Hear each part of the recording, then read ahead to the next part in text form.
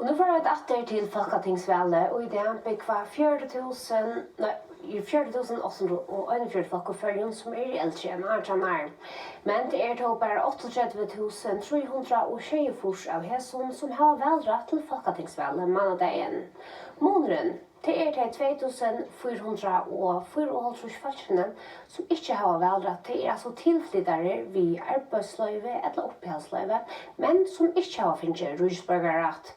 Det sier at 6% av alle folkene som er eldre enn 18 år i førjen ikke har velrett. Kinga og i Klaksvik er en av tilflytterne som för vel för første för nu Folketingsvalg er. Hon helder at politikere må gjøre mer vid integrationsøkje og gjøre det lettere til tilflytterne å få rusborgerskap. Så jeg fikk valgkost og i jar. Nu er det første fer, og jeg gleder meg ordentlig. Så vi tverra til K.O. i Høtle og i Klaksvik.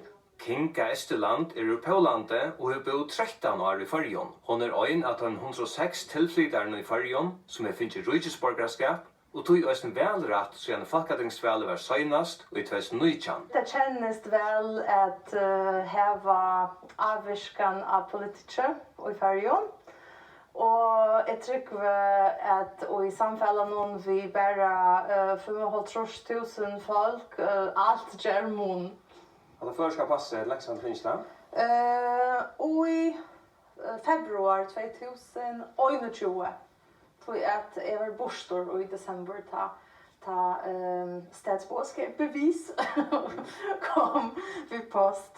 Treitnar för att få rujisborgerrett då att de skulle ha bo nuttjar i Førjun, ettla om man är gift och en föringe ska vi komma att ha bo här i 6 år, åren och kan söka om rujisborgerrett. Argentina, Uruguay.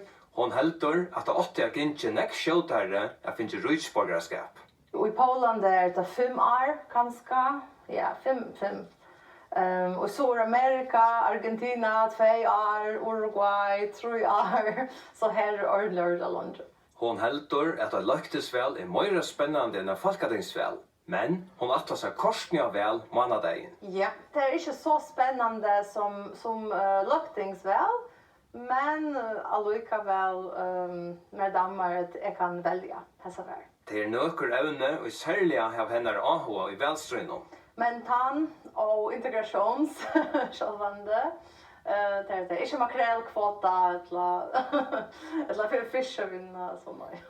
Kinga har dobbelt en rujisborgerrett, og tog kan hun velge til 3 ting. Hun kan velge til løgtingsvel, folketingsvel, og til polska tinge. Og det gjør hun. Ja, det kan man. Og det kan man gjøre noen ambassader i København. Og man skal bøylegge velsbrev. Og de sender det til Førja, og jeg sender det atter til Danmark. Så det er slag av brev akkurat? Ja. Og det tydninga mye for til Øystein som var veldig til det polska tinge? Jeg er sjølvande, tror at jeg vet ikke ganske, jeg fer atter til Polen, så bygva, så altså, jeg vet ikke. Så det tror jeg vil framveis velge. At 6% av folkene som er omanfor 18 år i Førjun ikke har velrett, det gjør at flere skjønner meg i samfunnet ikke var ombå i politikk.